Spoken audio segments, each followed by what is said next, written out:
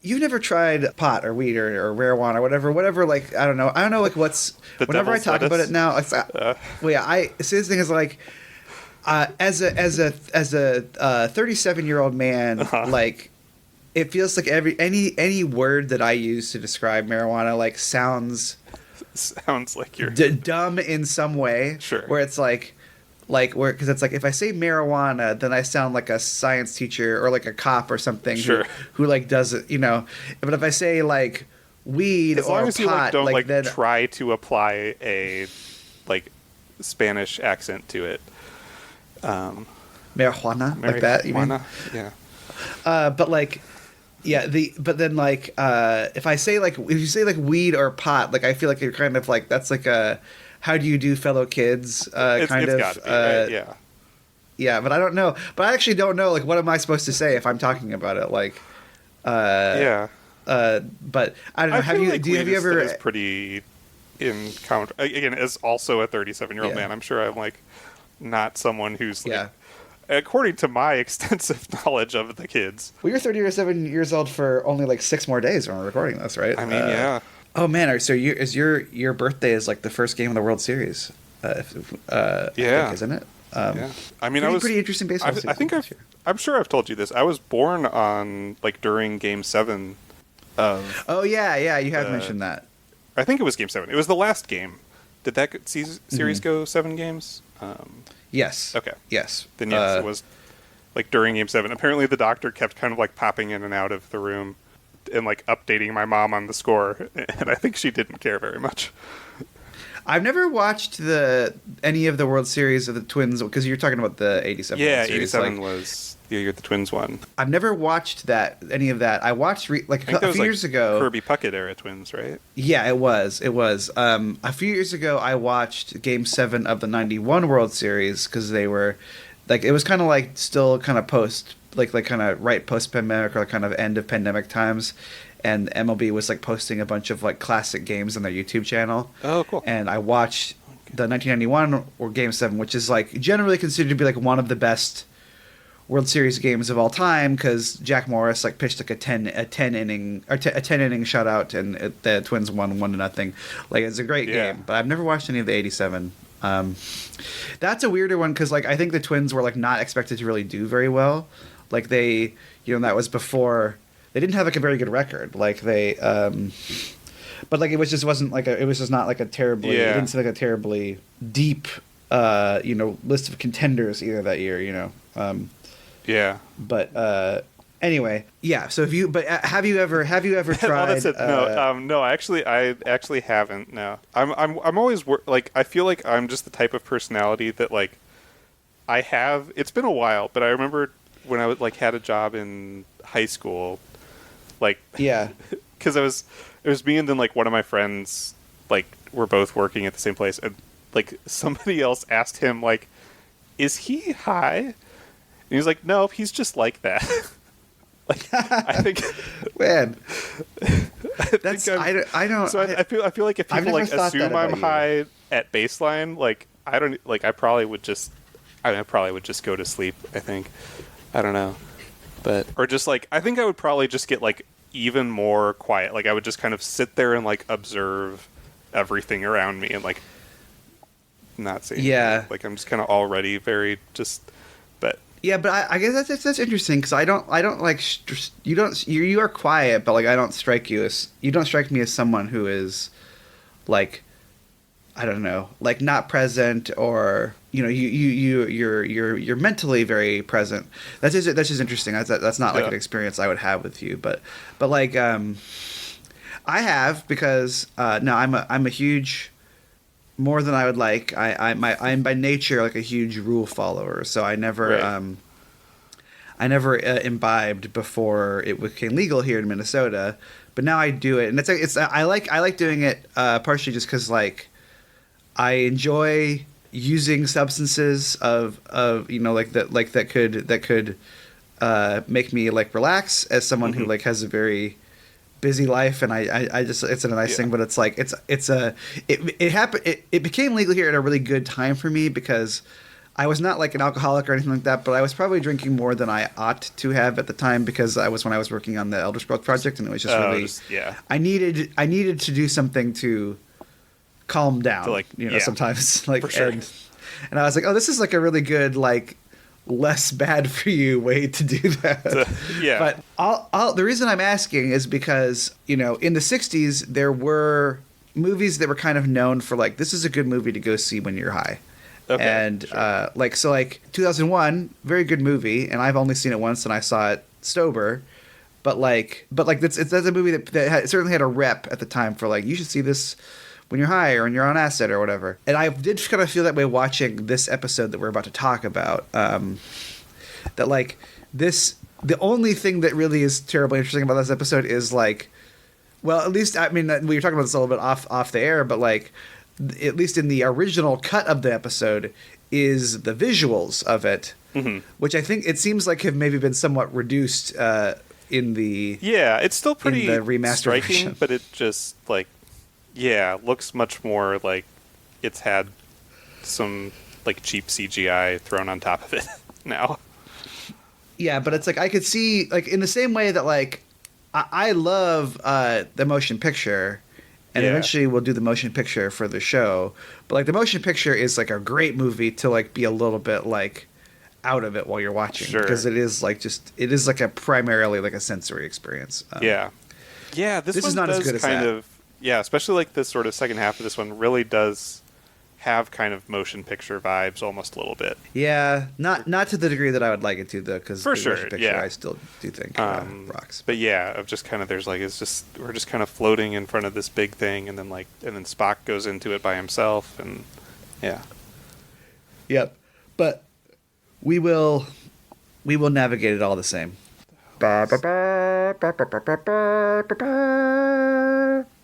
Hi, everybody, and welcome to Out of Contreks, a show where two guys who've seen part of Star Trek try to watch all of it in no particular order. I'm Ryan Howard. And I'm Brady Jungle. And today we're talking about the Immunity Syndrome, which is Star Trek, the original series, Season 2, Episode 19. It's written by Robert Sabaroff and directed by Joseph Pevney. And the memory alpha synopsis is... After Spock senses the destruction of the Vulcan manned starship Intrepid, the Enterprise encounters an enormous single-celled organism that feeds on energy which threatens the galaxy as it prepares to reproduce. That probably could have been 2 sentences, whoever wrote this. That's a lot of... I remember when I was like pulling prepositions it up and things. on Paramount Plus, like the little line under Paramount Plus is just... Oh, here, I wrote it down. A giant space amoeba threatens the entire galaxy. Yeah, I mean that's it's just like, yeah. I mean, also this one this one. Also, when I was pulling it up on Paramount Plus, I was just like, the episode right before this is a piece of the action, and I was just like, oh man, I wish we were watching a piece of the action again. Yeah, what a good episode. This episode, this description they have in Memory Alpha, like the difference is that it kind of includes. Spock having his Obi-Wan Kenobi moment that he has early on in the episode. That starts out with, as if 400 Vulcans suddenly cried out. I guess really Obi-Wan has a... Yeah, this had to have been... Obi-Wan has a Spock in the Immunity Syndrome moment, I suppose. Yeah. Right? When did Star Trek come out? Or Star Wars come out? It was... 77. Okay, wow. So this was like long before that. Yep. Interesting. Yes, it is very. It's very much that same thing. Which is. I guess I didn't process that, but that this came first. But so I don't know. Should we get into it? Should we give surface level What did you think of this episode, Ryan? I guess like you said, the visuals quite boring are kind of interesting. I think if anything, it sort of gets by just on the because. And I think the original series, obviously the pacing a lot of the times is just very different from modern television. It just kind of it moves more slowly and kind of deliberately, and how the stories develop in that. But this one especially, which I don't mind. This one is just it's every now and then you're just kind of they just didn't really have enough. Yeah, I think this one again. Like, I think they do a good job of sort of like the main effect for this one for me was just sort of like the kind of the toll that it is taking on everybody.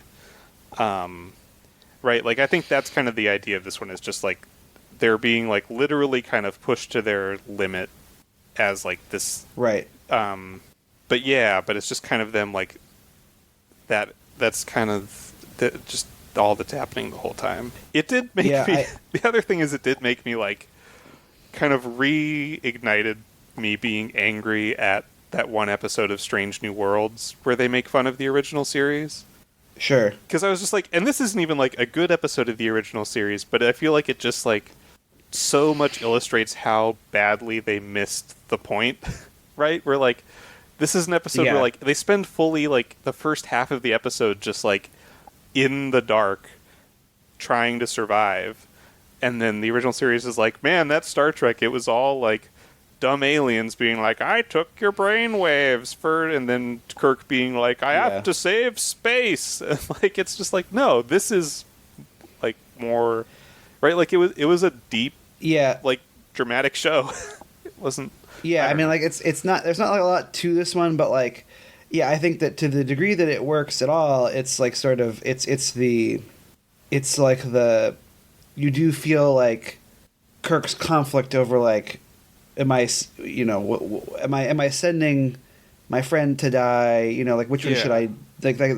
Yeah, I will say that like again, I certainly and even just agree like with you that, right, like kind of everyone on the ship, like even like Chekhov and Uhura, who like don't have a lot of lines, but like you're kind of like watching them over the course of the episode be like getting like more and more drained and tired and like kind of being right and like still being like we have to like I still have to do my job, I still have to kind of push through this and right. I don't know.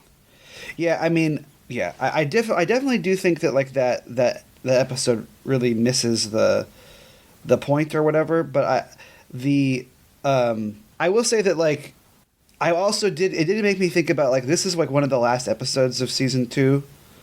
Mm-hmm. And or it's toward the end. Yeah. It's episode 19 out of what, like 24 or something. And I was feeling it felt like everybody was kind of tuckered out. So episode 19 out of 26 cuz like there's a moment where I don't know if you clocked this, but there's a moment where the ship gets I think it's the moment where they break through where they penetrate the barrier. And they have to do the thing where they're all like getting shaken around and stuff. They do so much of that in this episode.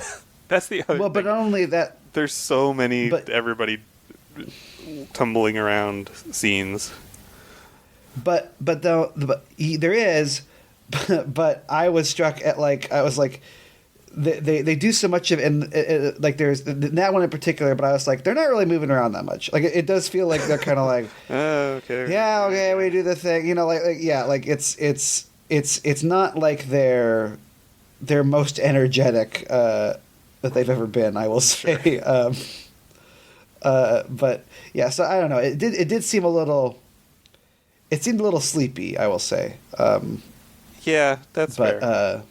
But you know, whatever. It's not. I wasn't like hating it. I was just like, this isn't like nobody's bringing their best. Is how it felt kind of watching it. But even again, I think we've said this about episodes of the original series before, right? Where like even when it is kind of boring, like it's never like it's not like you're having like a bad like you're never like I don't know. At least me, I never got like so bored that I was just like, I wish I wasn't watching this right now, or like. Well, I did a little bit, but that was mostly because I was watching it really late at night, and I was like, I could be sleeping. Yeah, that's fair. But anyway. But yeah. Well, let's just get into it because there's not like a lot that happens. There's not, in it, obviously. So yeah, it does. This is another. So it starts out with them being like, you know, we're on our way for like shore leave essentially. Like we're going back to Starbase, and like we all get a break and they say a couple times like.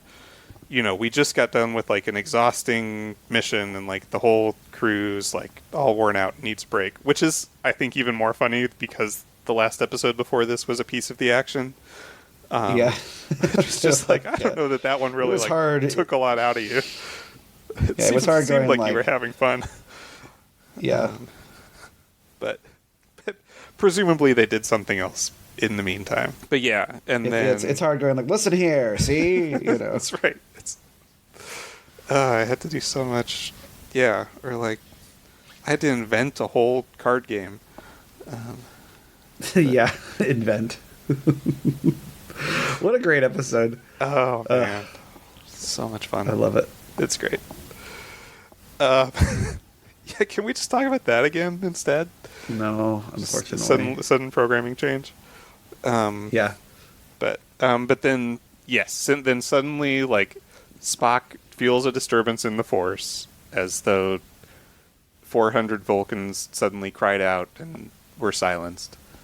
Yeah. And then they it was get just not. Was that, it was not logical what happened to them. Yeah.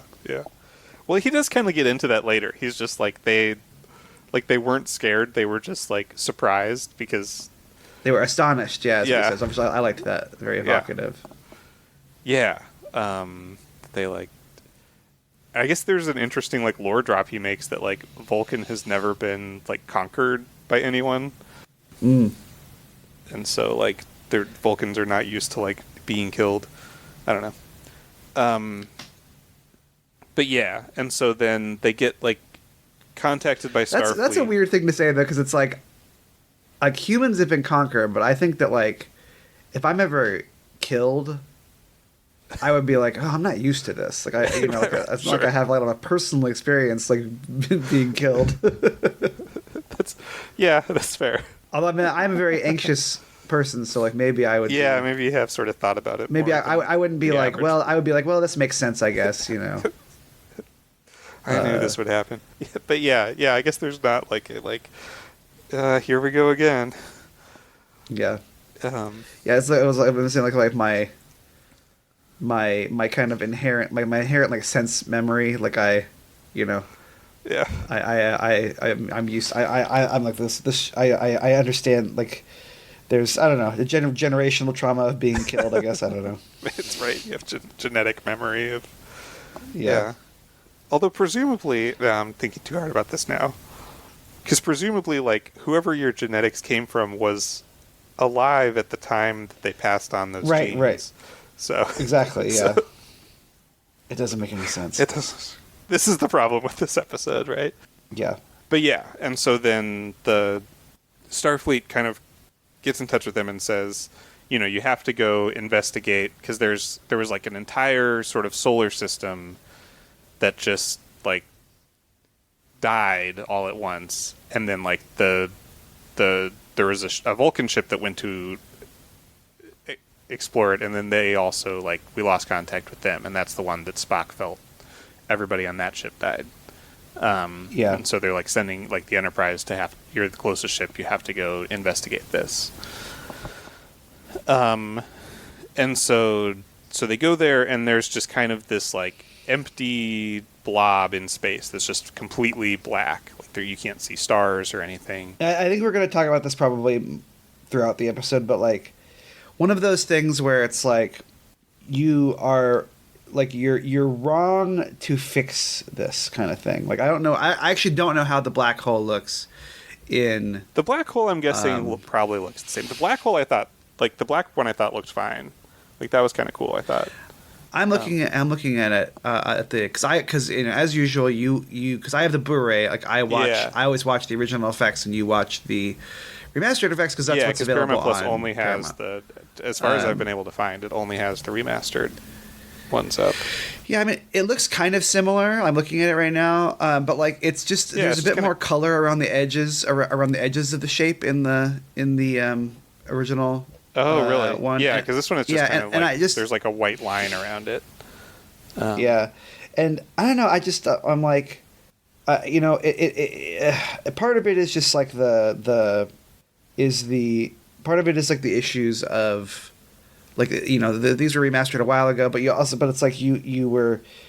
I understand you want to remaster them to make the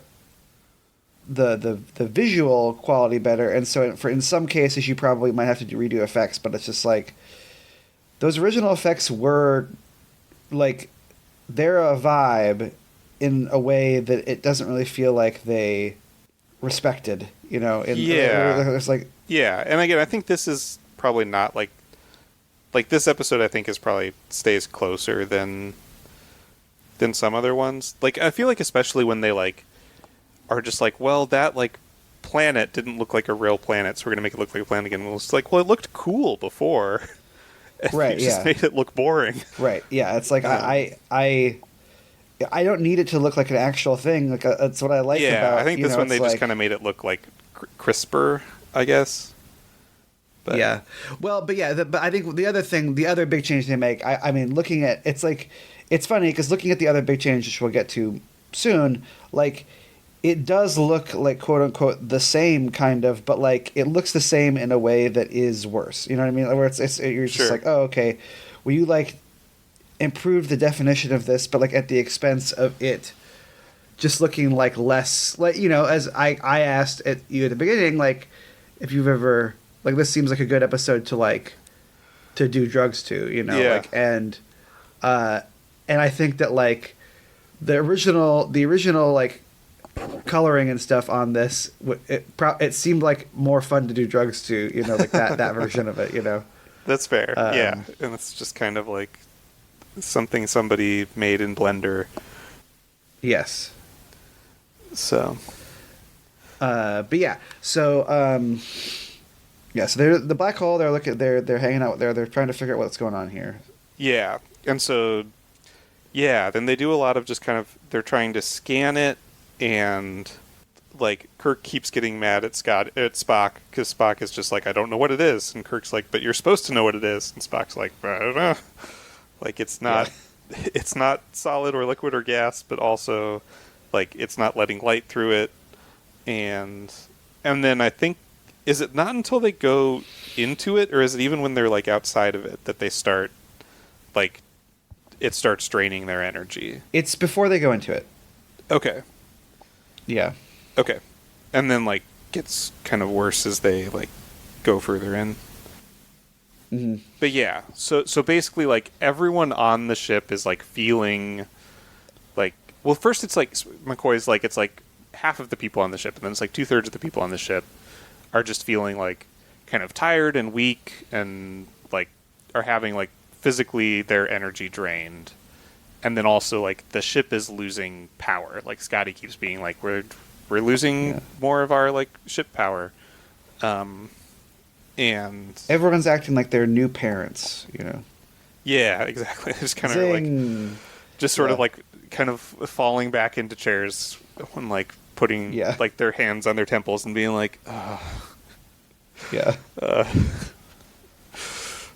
need sleep so badly. Kirk is just like, can you leave me alone for like a second? I need like 10 minutes of sleep. Seriously, though. Yes. And that's kind of the episode. Is them just kind of being more and more like that the whole episode. Yeah. And Scotty keeps being like, we're losing more power now. But yeah, and so then they're like feeling this, and McCoy kind of keeps giving everybody like stimulants to like keep them going. That's where they like kind of one of the more like 1960s things that's ever occurred on Star Trek is just like, you know, like he's giving people stimulants like they're like a housewife, you know, like from this time period. Like it's just like, well, it's just time to shoot everybody up again.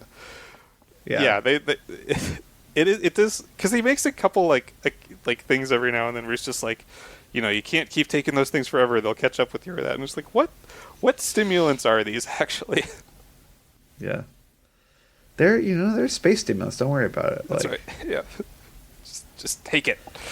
They're like, well, it's like, you know, the last episode we talked about was like, it was the episode, the TNG episode where like, I think that always kind of bugs me a little bit in movies and TV where like they're talking about how they're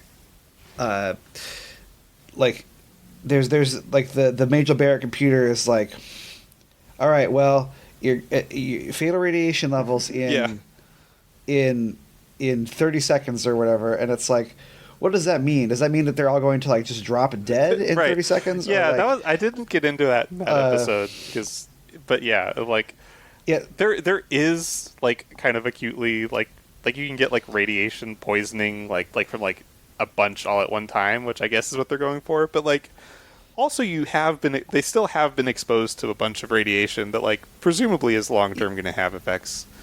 Yeah, it's like I'm not a doctor, like but I don't think it's like I don't think that it works like that. I don't think it's like where you're either fine there's or like a good amount of radiation, and then like one more than that is too much radiation.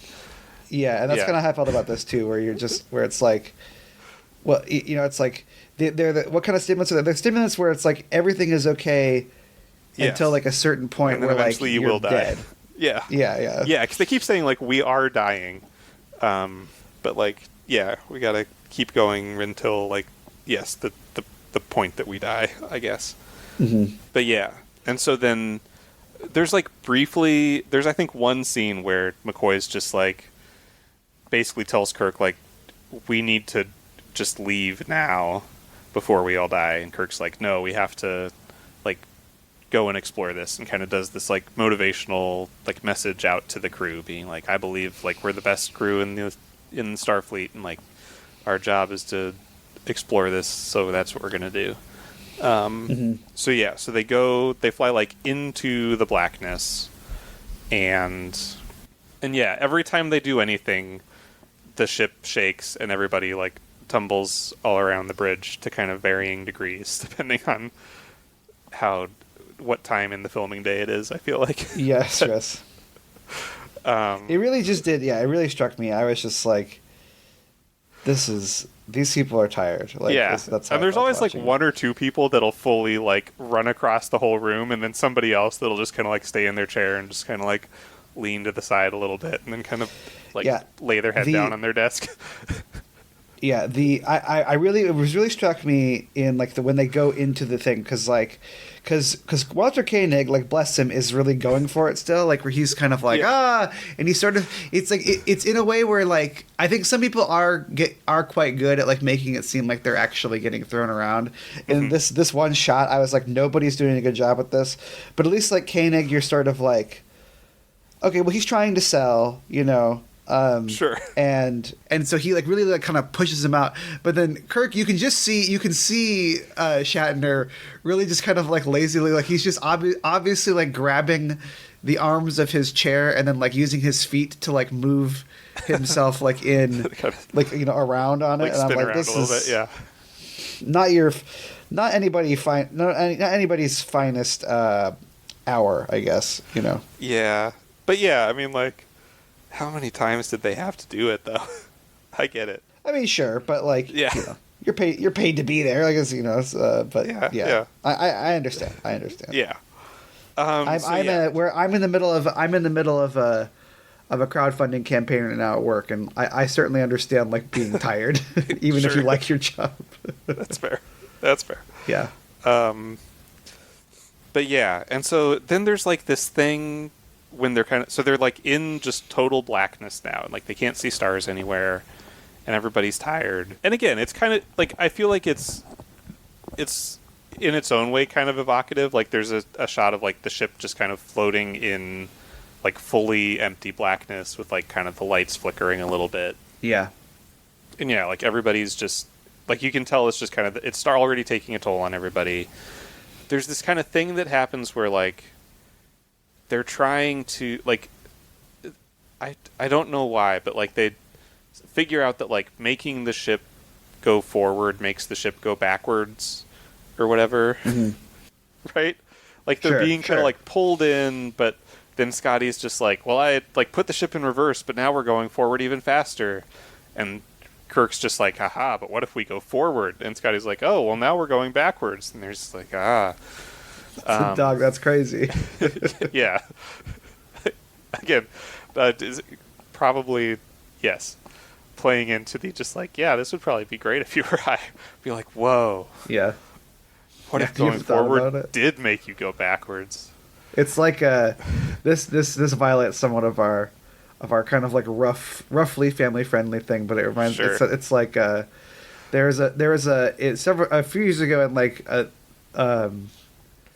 there's an episode of My Brother and Me where they like they basically are like, what if in space when you nut it makes you go backwards because of the like. I mean, I because guess of the, technically, yeah, right. But yeah, that's the level of like kind of like whoa that they're operating Sure. on, you know. Yeah, I think, yeah. And so then, yeah, and they eventually, I don't even remember why, but eventually they see the big space amoeba. Yeah. And so, yeah, so basically at the center of this kind of like, they're like, it's like a field of negative energy. It's like kind of sucking all like energy and light and everything into it. And then at the very center of it is this, like, they're like, oh, it's just like an amoeba. It's like one giant cell that's like thousands of miles in size in space. And it's like sucking in energy. And yeah. So like it does look especially in the, I think even in the remastered version, but like it does look very cool. Like I will say, like yeah, I think because it's like big and like squiggly and pink and it has like lights kind of going around in it. Yeah, but it's way more colorful though. In like I think that like again, it's just one of those things where you're like, I don't think this is actually the right lesson to take from this. Where it's like the in the remastered version, it does feel like they're kind of like, well, let's make it so that it looks more real or whatever, and it looks more integrated into the environment. And it's like, no. The thing that is cool about it is that like it looks like it looks like somebody basically like took a microscope a microscope and like blew it up onto the thing. Like that's what is cool about it. Like, you know what I mean? Like, and so like rather than running away from that, like just embrace it. That looks neat, you know? Yeah. Apparently they made it by placing colored liquid of several layers between two sheets of glass and then moving the two sheets of glass. Yeah, like that's awesome. Which like, is cool, right? Like that's, yeah, it's like it does look really that's so cool. much Like I would say, like just like applying like a texture onto it. That's easily the best part of the episode. If you're watching the original version of the episode, is like seeing this thing, is seeing this thing and being like, oh, that's neat looking, you know? Yeah. And it's just one of those things where it's just like I just think it's misguided to me to to like take that and like make a 3D thing. Just like let it. I don't know. Again, maybe it's too hard to make it to like upscale that. Upscale it, but like I don't care. Like I watched it, and I was like, it's better this way, you know. Yeah. But anyway. But yeah, and so then they're basically like the only way we can like they try sending a probe into it, and they're like, well, that didn't give us enough information. So like someone has to take a shuttlecraft and like actually fly into the space amoeba to like find out how to. Basically, we have to find out how to destroy it before it destroys us. And so that's when like there's the scene where basically like McCoy is just like, well, this is a science like biology medical thing, like I'm the one who has the most knowledge about this, and like I'll know how to learn about it, and so I should go into it. And Spock is just like, no, because you're human and weak and you'll definitely die if you go in, and so like I have a better chance of surviving because I'm Vulcan, so I should go in. And then Kirk has to like decide, right, like which one of his like two closest friends is he going to send off to like probably die. Yeah, I think it's interesting. This segment is interesting because it I feel like McCoy like feels like way more invested in like doing something than he like usually being the is. One to, yeah, because usually on Star Trek, it's a lot of like McCoy being like, well, I have an idea. What if we didn't? You know, like what if we were safe? And like, I hate in this one, it's like I hate spaceships. Yeah, and in this one, it feels much more like he like actually wants to. He seems very excited by the prospect of like getting to do kind of like some scientific research, you know? Like, Yeah, I guess we found which I kind of liked. I what kind of McCoy's liked into, the. yeah. Yeah, I liked like seeing him be a little bit more. Where it seemed he's almost kind of like he seems very jealous of Yeah. Spock in in this episode, and I was like, oh, that's an interesting like way to play that, which I feel like they don't do very much with that character. Yeah, because they have like Kirk kind of making that tough decision, and then they have like a scene between McCoy and Spock before Spock goes, where McCoy's kind of like jealous, but also you can tell like concerned for his friend, and like doesn't want him to go, and Spock's like, I think Spock says like, give me like give me like the dignity of going to do this and like wish me luck. Yeah, And they play it really well. yeah. I mean, this is the stuff. This is the stuff where you're like, well, it is still the original series. Like so I am still kind of into it. I think this stuff they play it really well. Characters that work well together. Yeah, it is. It is also funny. I don't know if you like. I thought it was very funny the way that, not on purpose, but like the way that like Kirk is like basically like psych, like where he's like, sure. I'm sorry, Spock, and then And McCoy gets kind of this big smile. McCoy's like, and he's ooh, and then he's like, no, I'm sorry that I have to send you, Right. But this is what I liked about this section though is that it is very like one of those things that I always love in like this and TNG and in Voyager, in most of the shows, like where you have a character who like is like, no, my thing is that I don't have emotions, or like I don't have access to like humanity, and you see that like even though he like wouldn't admit it, like how important it is to Spock that he be allowed to do this, and that like he does feel like some sort of like emotional connections to his people, and I think even like he kind of like even says it's like it seems like even more so because his people have somewhat rejected him in terms of like they feel he's like too emotional or whatever, like that he's like kind of like, well, I am Vulcan, and so I need to do this, and I liked that. I thought that was like I don't know. I thought that was interesting. I like there's a couple other times where he has a little bit of like sarcasm, when he calls McCoy Captain sure. McCoy, like right, McCoy, where it's like, oh yeah, he's having a little bit like it's like that's you're not like a robot if you're making sarcastic jokes like that, right. But so he kind of like goes in and scans the creature and is sort of intermittently like radioing back to them, and at first it's like this thing is like basically it's about to like reproduce, like it's going to split and then there's going to be two of them, so like we have to kill it now if we're going to destroy it. And then kind of like is like, I figured out how to destroy it, you just have to shoot it with yeah. And then they lose contact. What's bar? Yeah. He's going to the castle. Yep. Yeah. And so they're like, what do you do? So. Yeah.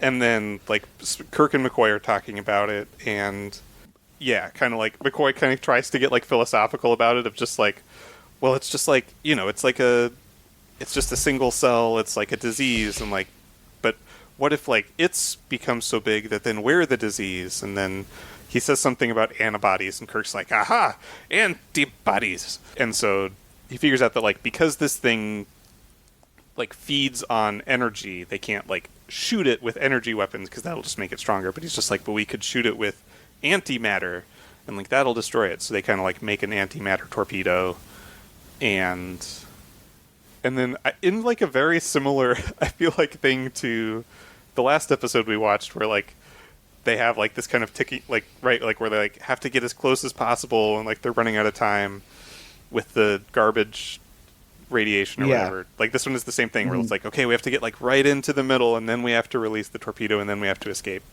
And like, and like the ship's like losing power, and everyone's feeling weaker and weaker, and they kind of go in and launch the thing. And then on the way out, they pick up Spock's shuttlecraft and like get a tractor beam on him and tow him out and rescue him. Yep. And they're all, I feel like I kind of they're all rushed the happy. end there, but that's kind of all that happens, right? And then they blow the thing up. Yeah, I mean, Did I skip again, like anything? it's. I think kind of like the last episode we did. I think it's kind of remarkable that we have managed to like record. I just saw that too. I was entire- just like, what? Yeah, I guess, yeah. I did not think we were going to have much to say about this one because it just feels like a long time. This is of always it being good like, vibes, and yeah. I don't know. Maybe we just like talking to each other. I mean, yeah, also true. Yeah, but I don't know. I mean, like, I wasn't like I think the last episode we watched of this show, I was actually kind of like this episode kind of stinks. I can't remember like which episode that was, but I'm editing that one right now, and I have already like from last night to today, I've already forgotten what it was or what happens in it. yeah. It's I wasn't not a good one. I was just like I was just kind of like I don't know. Which Like one is it's just that? not. All right, now we can Oh, I don't remember. It's the blink of an eye one, the one where it's like the aliens that move really fast. Yeah, and that and this one it's like it's not like stupid, but it's just kind of like it's just kind of nothing. Like it's just again, like I said, it's like just sort of like whatever vibes, I guess. But there's better. It's just kind of vibes we're very episodes of slowly the show, flying too. towards the space amoeba the whole time. Yeah. But Yeah, the only other note that I made was, so there's a point like about halfway through where they're like first, I think it's when they're first like flying into the black thing or something, and someone says something about like we just have to make one large thrust, and I was like, at the time I was like, you know what, I'm going to be mature about this, I'm going to let that one pass. yeah. And then they get to, and then when Spock is flying his shuttle, he says the area of penetration will no doubt be sensitive. And I am only human. I'm sorry. Yeah.